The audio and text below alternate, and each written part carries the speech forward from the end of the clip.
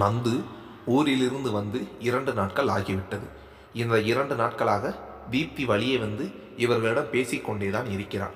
இதற்கு என்ன செய்யலாம் என்று எல்லோரும் கலந்து பேசுவதற்காக அன்று எல்லோரும் கவனமாக கவினையும் தீப்தியும் கலட்டி விட்டுவிட்டு ஒரு சீக்ரெட் ஆபரேஷனுக்கு தயாராவதைப் போல் ஒன்று கூடினார்கள். அணுதான் மண்டையை உடைத்து கொண்டார். என்னவாக இருக்கும்?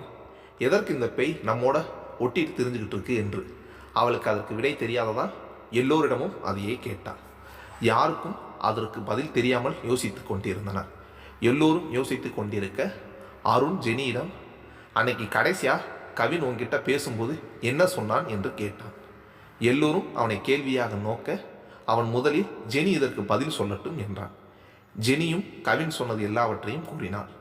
நாம் இத்தனை வருஷத்துக்கு அப்புறம் மேரேஜ் செஞ்சுக்கலாம் அப்படின்னு ஏதாவது அவன் சொன்னானா என்று கேட்டான்.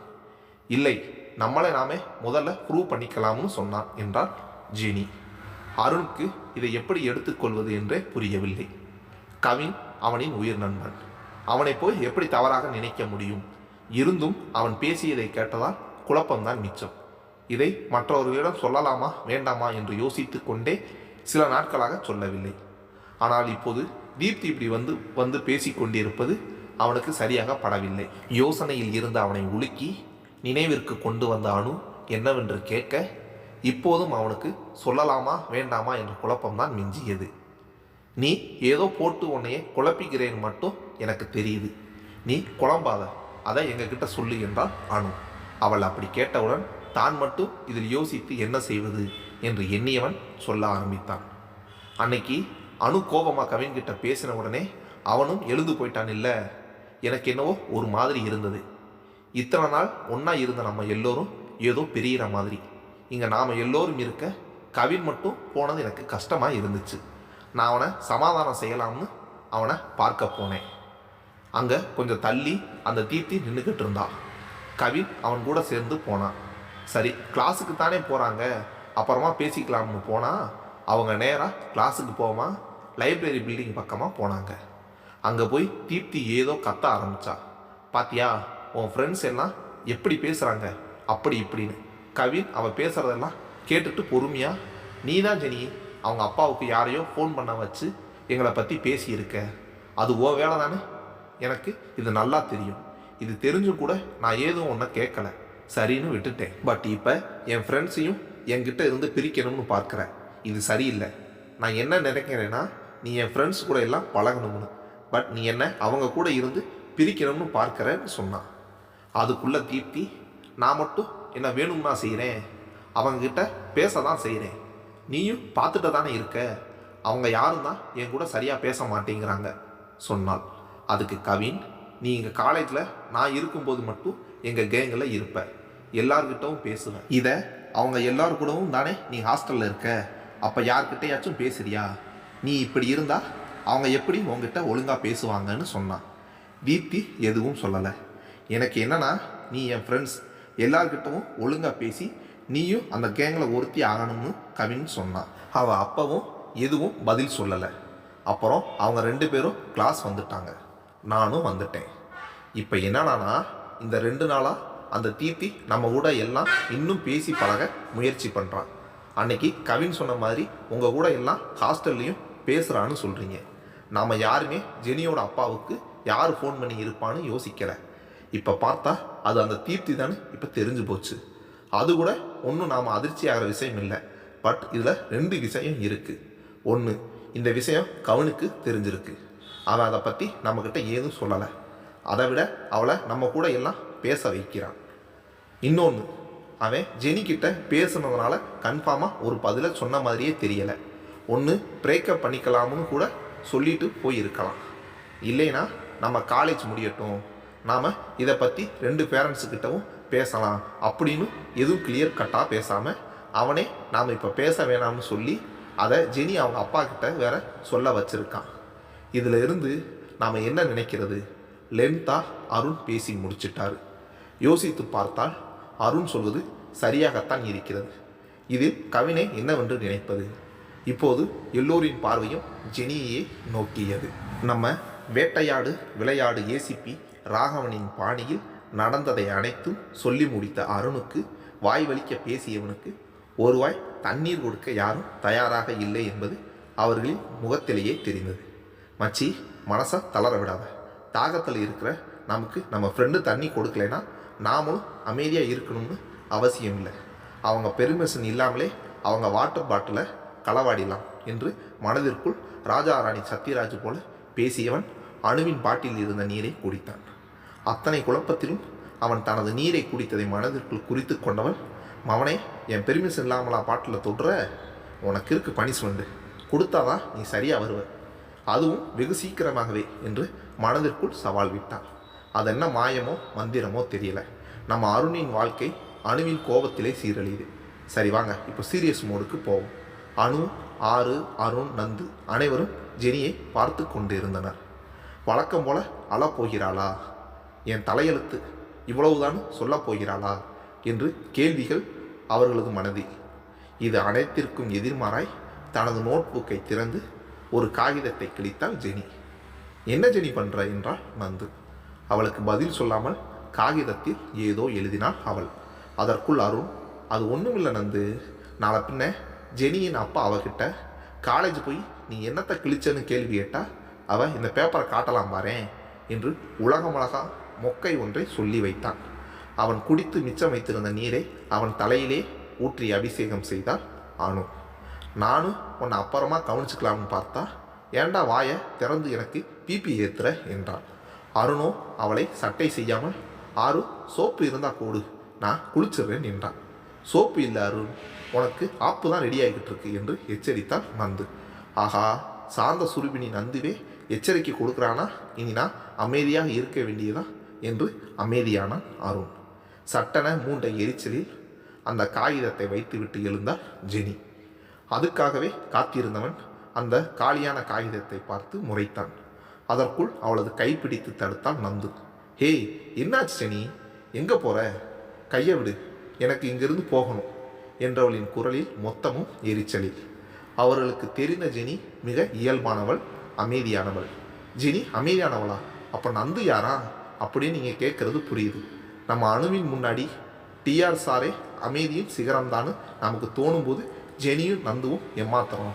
அதுவும் நம்ம சந்துருவை லவ் பண்ண ஆரம்பித்த பிறகும் நம்ம நந்து அப்பாவிதான்னு சொன்னால் அதை நந்துவே நம்ப மாட்டாளே.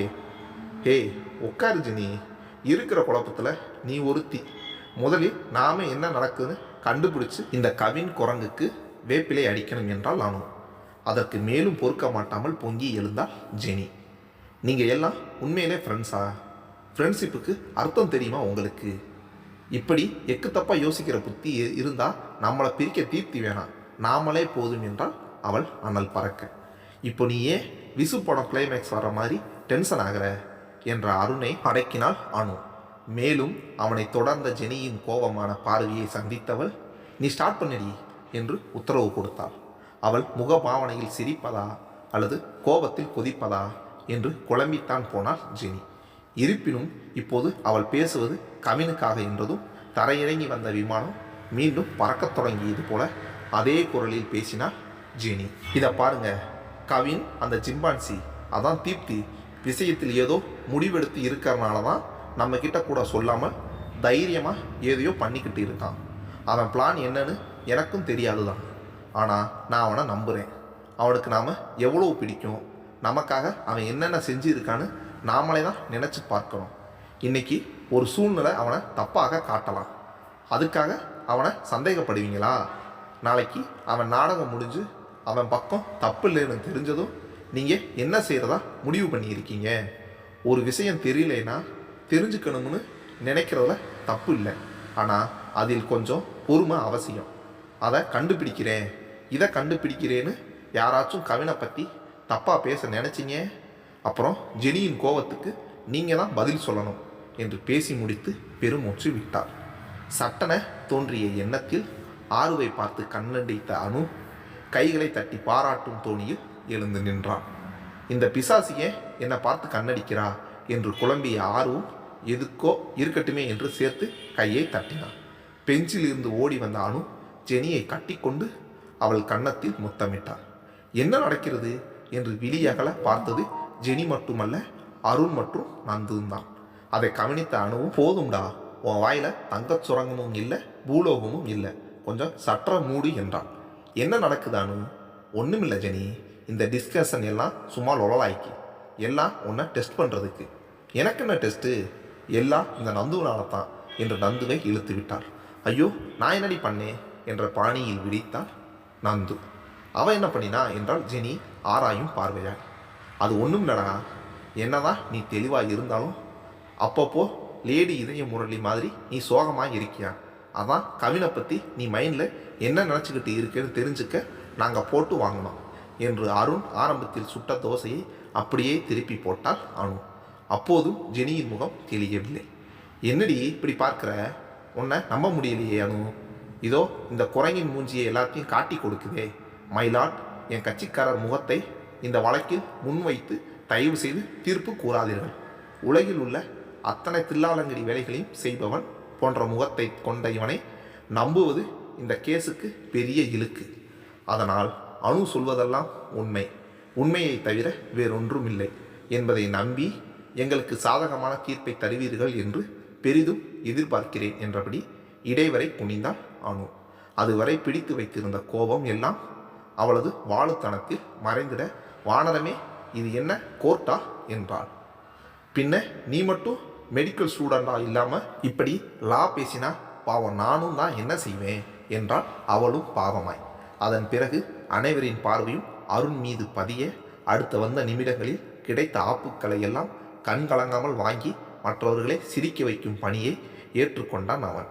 அனு தனது பார்வையினிலே அனைவரின் வாயையும் மூடிவிட இருந்த கொஞ்சம் கோபமும் மொத்தமாய் ரெக்கை கட்டி பறந்துட இயல்பு நிலைக்கு திரும்பினாள் ஜெனி. அன்று இரவு விடுதியில் தனது அறையில் தூங்காமல் விழித்திருந்தாள் நந்து. அருகில் இருந்த பெட்டில் நன்றாய் உறங்கிக் கொண்டிருந்தாள் தீப்தி. கண் விழித்தால் இருக்கும் கள்ளமும் கபடமும் உறங்கும் அவள் முகத்தில் இல்லை. இவளது திட்டம்தான் என்ன? அனைவரையும் விடுத்து இவள் கவினை பழி வாங்குகிறாளோ? மதியம் இறுதியாய் அனு சொன்னது ஞாபகத்திற்கு வந்தது. ஜெனி சொல்றதிலும் உண்மை இருக்கு. கவின் நம்ம ஃப்ரெண்டு, அவனை நாமளே நம்பலைனா யார் நம்ப போறா? ஆனால் அதே நேரம் அவனை இவகிட்ட தனியாகவும் விட முடியாது. ஸோ இனி என்ன பிளான் போட்டாலும் ஜெனிக்கு தெரியாமல், அதே நேரம் அது கவினையும் பாதிக்காமல் இருக்கணும் என்றார். அதன்படி இதோ அவர்களது முதல் திட்டத்திற்கு பிள்ளையார் சுழி போட்டு தொடங்கி வைக்கப் போகிறாள் நந்து. இயல்பாய் தண்ணீர் குடிக்க எழுந்தது போல எழுந்து நின்றவள் அருகில் இருந்த கண்ணாடி கோலையை தரையில் போட்டு உடைத்தாள். அந்த சத்தத்தில் தூக்கம் கலைந்து லேசாய் கண் விழித்தாள் தீப்தி. இருளில் நந்து அந்த கண்ணாடி துகள்களை அகற்றுவது அவள் கண்ணில் பட்டது. தூக்கம் கலைந்து விட்டாலும் நந்துவிற்கு உதவ அவளுக்கு மனம் வரவில்லை. இதை எதிர்பார்த்ததுதான் என்பது போல அனைத்தையும் சுத்தம் செய்தவள் தீப்தியின் வெகு அருகில் அமர்ந்து அவள் முகத்தை உற்று நோக்கினாள். அவள் தனக்கு மிக அருகில் இருப்பதை உணர்ந்த தீப்திக்கும் படபடப்பாய் இருந்தது. அதைவிட தான் தூங்கிக் கொண்டிருக்கும்படி போட்டிருக்கும் வேஷம் களையக்கூடாதே என்று ஜாக்கிரதை உணர்வு. சொல்ல வந்ததை சொல்லிக் கொடுத்தது என்னவோ அனுதான். ஆனால் நந்து உதிர்த்த வார்த்தைகளோ தன்னையும் மீறி தன் மனதில் வந்த வார்த்தைகள். அப்படி என்ன சொன்னா? வாங்க கேட்போம். தீப்தி, நீ எவ்வளோ அழகு தெரியுமா? ஆனால் நீ தூங்கும்போது தான் நிஜமாக அழகாக இருக்க. ஏன் தெரியுமா? தூங்கும்போது தான் நம்முடைய உண்மையான முகம் வெளியில் வருமா. நீயும் நல்லவ தான், ஆனால் நாங்கள் தான் உன்னை மாற்றிட்டோமே. நீயும் மனசில் எதையும் வச்சுக்காமல் சமாதானம் ஆகிட்டா எவ்வளோ நல்லா இருக்கும் தீப்தி. காலேஜ் லைஃப் எல்லாம் ஒரு வாரம். எத்தனையோ பேர் அந்த நாட்களை திருப்பி வாழ முடியாதுன்னு ஃபீல் பண்ணுறாங்க. நம்ம அந்த அழகான வசந்த காலத்தில் இருக்கோம். எவ்வளோ சந்தோஷமாக கழிக்க வேண்டிய நாட்களை கோபம், பொறாமை, போட்டி, வன்மம்னு கழிக்கணுமா? நாளைக்கு நம்ம வாழ்க்கையை திரும்பி பார்த்தா இந்த நினைவுகள் கசப்பாகத்தானே இருக்கும் தீப்தி. எனக்கு உன்னை ரொம்ப பிடிக்கும். எனக்கு ஒரு தங்கச்சி இருந்தா உன்ன மாதிரி இருந்திருப்பாளோ தெரியலை. உங்ககிட்ட அழகு இருக்குது, நல்ல அறிவும் கூட இருக்குது. ஆனால் உறவுகளை பேணி காக்க தெரியலை. திட்டிக்கிட்டே இருந்தாலும் கவின் எங்கள் எல்லோருக்கும் எவ்வளோ ஸ்பெஷல். அவனை போய் நீ பிரிக்கலாமா தீப்தி? சில மணி நேரத்திலேயே இருளான உலகம் ஒளி பேருற மாதிரி இருண்டு இருக்கிற உன் மனசுலையும் வெளிச்சம் பாருன்னா நாம் எவ்வளோ சந்தோஷமாக இருப்போம் தெரியுமா? இதையெல்லாம் என்னால் உன் முகத்தை பார்த்து பேச முடியல.